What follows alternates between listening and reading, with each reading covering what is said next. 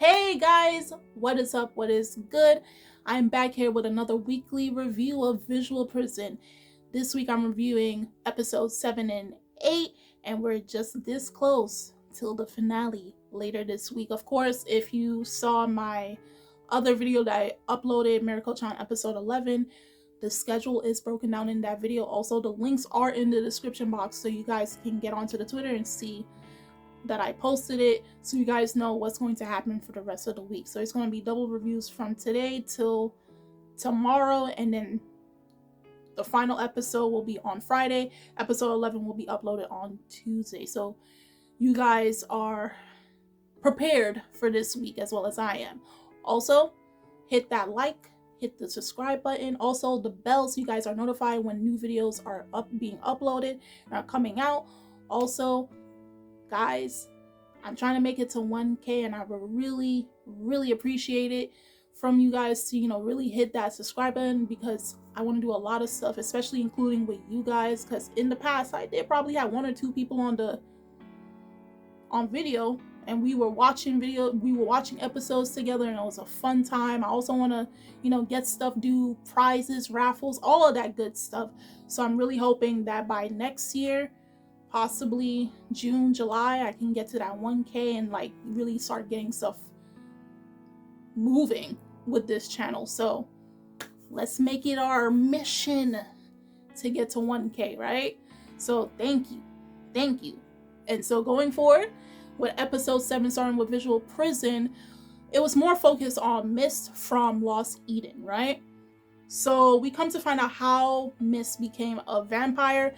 His vampire parent or progenitor is Saga. And not only that, in episode 8, we kind of find out the ages of most of the vampires. The oldest being Elizabeth, which in a way is not too shocking, because Elizabeth has this thing where they're all about wisdom. They have wisdom, the way they talk. It's just like it enlightens the younger vampires, because the younger vampires are obviously Ange, Robin, Jack. Remember, Robin and Jack are twins, fraternal twins. And then Miss is most likely the 4th youngest, because we came to find out Elizabeth is the oldest, being 450 years old. 450. But then again, vampires don't age physical appearance. The second oldest will actually be 3. It's Gil, Dimitri, and Hyde. And then the 4th oldest will be Saga. Saga being 60 years old. So it's just like, wow. Because in episode 7, we have where Ange is looking for a part-time job, and Elizabeth recommended saying, go work for Lost Eden, even temporarily, go work. And you're wondering, why would Elizabeth tell their rival, basically the leader of Oz, to go work with their team, their rivals, okay? But one thing I do like about Visual Prison with the characters is, despite their battle on stage through song, Battle of the Bands, outside of that, they're on neutral ground. Even some of the characters get along really well, to the point where it look like, you're friends. You can chat, you can hang out, you can go eat and everything. So it will look like that, except for when it comes time to, with Visual Prison, and just, sing off and everything. So that's one thing I do like, that the vampires are able to meet on neutral grounds despite their differences when they're not on stage. So Miss had no choice but to accept that, because Ange wants to work with them for a short period of time to really understand what it is about Lost Eden that makes their music so good. What is about their music that entices their fans, right? Why do they sing? What is their message through their songs? So we come to find out that Miss, when he was human, he had a terminal illness that only left him with a few more days to live. And not only that, he was kind of rolling in some money. So unfortunately, when he dies, where that money is going to go? So this is where he was talking to Saga. Of course, they never met face to face until he decided, Miss, that one day he wanted to commit suicide. Before his illness can go and kill him, he said, no, I'm not going to let it control me. I'm tired. I don't like this life anymore. I don't want to be shackled anymore. I want to end it all. But of course, the words that Saga said, even though the words Saga told him, like, he wants to change the world, he wants to destroy the world, so people can have a choice of their own freedom. You know, people are not shackled by society's rules and regulations. But even that was not enough to save Mist from committing the act that he did do until he was saved by Saga. Therefore, Saga making him vampire, because Saga thought it was a waste. Why end your life when you can try to, extend it? Why are you trying to kill yourself? You never tried to live. So he's like, you know what, you're going to live for me at least. And turn him into a vampire. So from there, Mist, to him, Saga is his savior. Saga gave him a new purpose in life. So he's forever grateful towards Saga. So that's why he doesn't particularly like Gil, because he's thinking, Gil betrayed Saga when Saga needed him most, and you turn your back on him, not once, but twice. That's why I don't like you. But obviously you can say Saga and Gil's history, especially with Eclipse in total, their history goes way back in a way that Mist probably wouldn't understand. Aside from that, Lost Eden decided to hold like a surprise concert live stream without the help of from fundraisers or like from big corporations. So it was more like a private hands-on thing.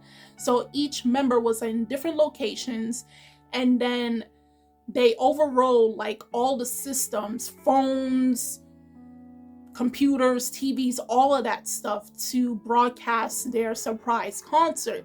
Of course, some technical difficulties happen, and we had where early in the episode, Mist wasn't the type of person to do solos, because he possibly, which I'm guessing, they never really thoroughly talked about it, but Mist felt like he probably shouldn't overstep his boundaries, especially with Saga, because again, he thinks of Saga as his Messiah, his God. So he's like, I'm not going to step into the limelight. The only person that's allowed to be in that light is Saga.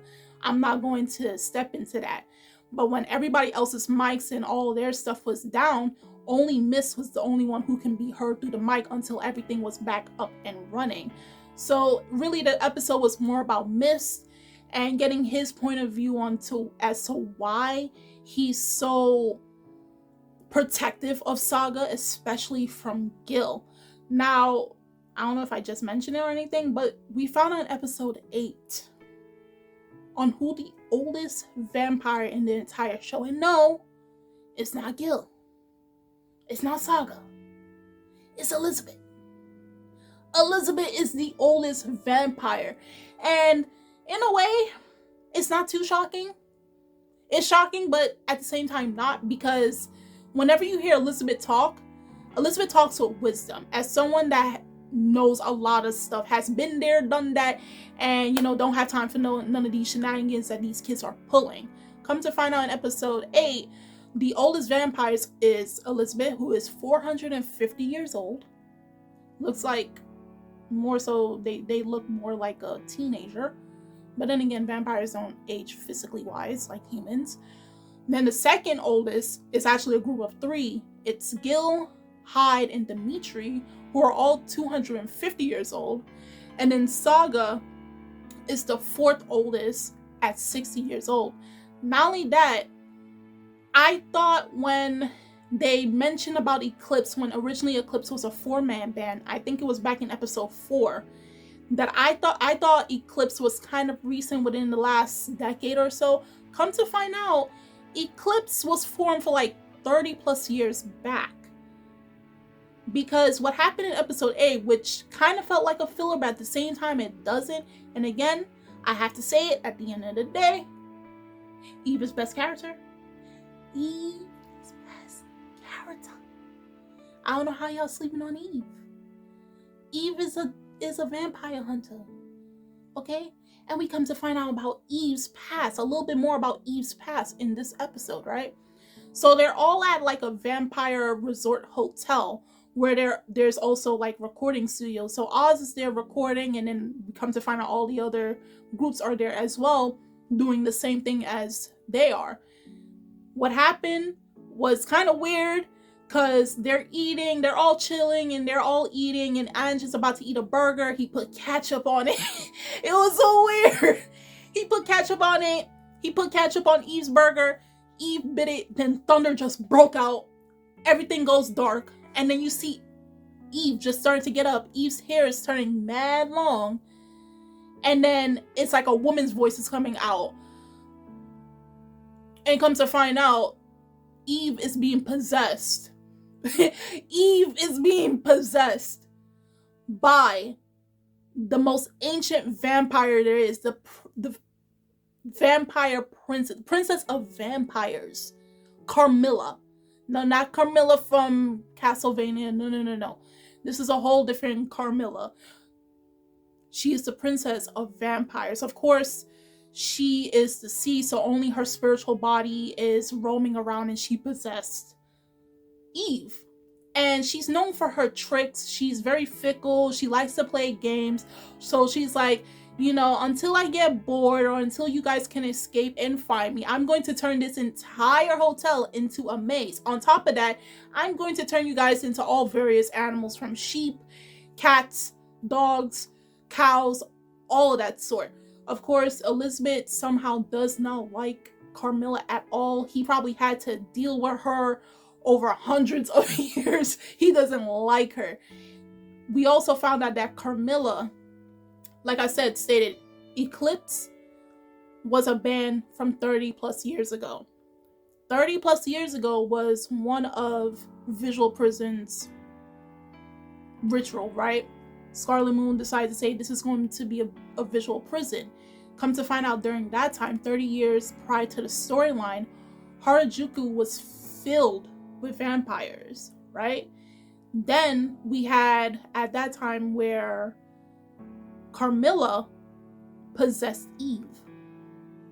So in this episode, it's not the first time that Carmilla possessed Eve. Carmilla possessed Eve even 30 years back. And she decided to enter into visual prison, and she won visual prison. She just did it because, she was bored. She literally was bored, right? And they're like, she did an illusion because she has the power to make illusion, to change the environment, because she's extremely strong, to change the environment around her. And what she did 30 years prior was she revealed everyone's ages, causing multiple vampires to disappear. Hence why when I said that Elizabeth is the oldest, is because she reverted everyone, even through illusion, everyone to their real age. So you can imagine, what Elizabeth and Gil, Dimitri and Hyde looked like 30 years prior, okay? They were like 200, they were like 100 something, 300 something looking, especially Elizabeth. Elizabeth wasn't there. And it, Elizabeth was able to revert back. It was an illusion. At least for Saga, he probably wouldn't even look that bad. He probably wouldn't look, because that was like 30 years ago, and he's only 60 currently right now. So he wouldn't look all that bad. He would look like a man in his 30s, at least, right? So beside from that, we come to find out that Carmilla and Eve actually know each other. So going back to, I think it was episode 4 or 3, when we knew of Eve when Eve was a human and was still a vampire hunter, and Eve went into the church knowing that the nun was a vampire. Come to find out, Carmilla possessed the nun, and she decided to just take care of the kids that were in the church, the orphanage, right? She was protecting those kids. We come to find out that, whenever Eve or any vampire that turns into a ghost, a spiritual being, and they possess, say, a human, the human now turns into a vampire. And it seemed that Carmilla was possessing that nun for such a long time, to the point where Carmilla was at her end. She had to go and possess another body, because the body itself probably was dying or was rejecting Carmilla. And that part was actually pretty, it kind of had me at a loss for words, because just I never knew that can happen, like a vampire ghost possess a human and turns them into a vampire. Once they leave the body, they exit out the body, so now the human is now a vampire. That's actually pretty crazy. I thought, vampires just had to inject their blood into a human and a human, but there's another way of doing so. So from then on, she possessed Eve from then, because she had to leave the nun's body. She had to, because it was basically at its end. So most likely the nun died. And so now Carmilla possessed Eve since during those times, like the Dark Ages and all that stuff. So the funny thing is, so waking Carmilla, it's so out there. I had to laugh. Carmilla can only be awakened by ingesting ketchup.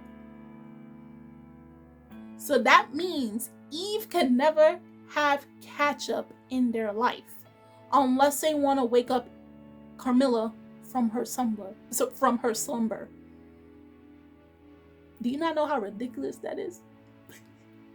To wake up a sleeping vampire ghost, you have to consume ketchup.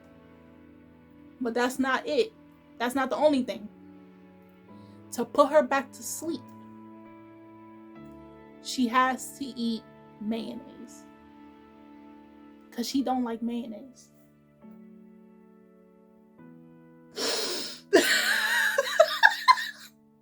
To put her back to sleep, she gotta eat mayonnaise. I don't like mayonnaise either, but really? Do y'all not know how ridiculous that is?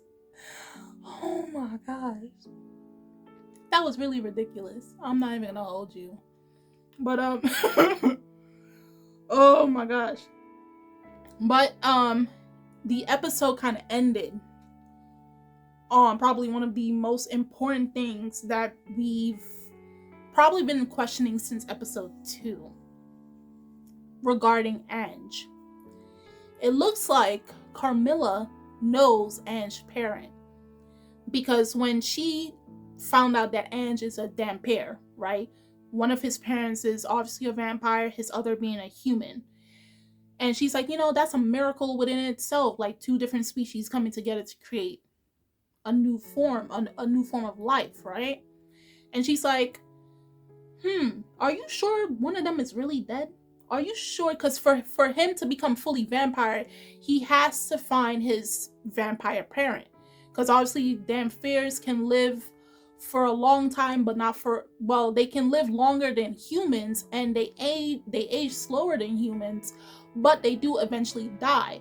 So she did question him, don't you want to become a full vampire? And the only way to do so is through your vampire parent, for them to change you completely. And she left him with this thought before she went back to slumber. It's like, are you really sure that your vampire parent, is actually dead? And that left me going, if that is true, where is Ange's parent? Why did they leave him? And for what reason?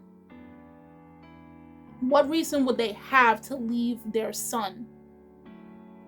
Were they threatened? Was he a threat to something? Was he never supposed to be born? Now you have all these questions. Like, Carmilla, how you left that in the air for us, and now we don't even have the answers. Well, probably they may answer by the next episode, but because the poor boy doesn't know who his parents are. He was raised by his grandmother, his mother's mother. He doesn't know who his parents are, okay? And his grandmother never told him anything. And now we have where Carmilla basically just dropped the bomb on Ange, saying, one of your parents is alive, and they're somewhere. They are somewhere. And you will need to go find them to get questions about you.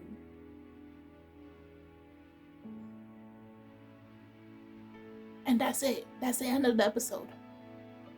So we had like a filler / canon. It felt like a filler, but it was actually like a canon episode. It is a canon episode. So it's just like, And they just left us on, they left us hanging. They left us hanging on that. Now I need to know, where is Ange's parent? Eve, are you going to end up eating ketchup again? Is Saga really going to change the world? Or it's just going to, it's all talk and no bite? So if you guys saw Visual Prison episodes 7 and 8, do tell me in the comment section below on how you felt about these 2 episodes. Were you shocked, especially by the end of episode 8, about the news, the information regarding Ange's entire background? Now he has to question who he is, regarding his parents, everything, his identity. Were you guys, episode 7 was more about Miss, but do you understand more of Saga's philosophy, his goals that he wants to do in life? Do tell me, guys. Do tell me your thoughts. And I'm Kimmy-chan of Anime Legends, and I will see you guys later. Bye.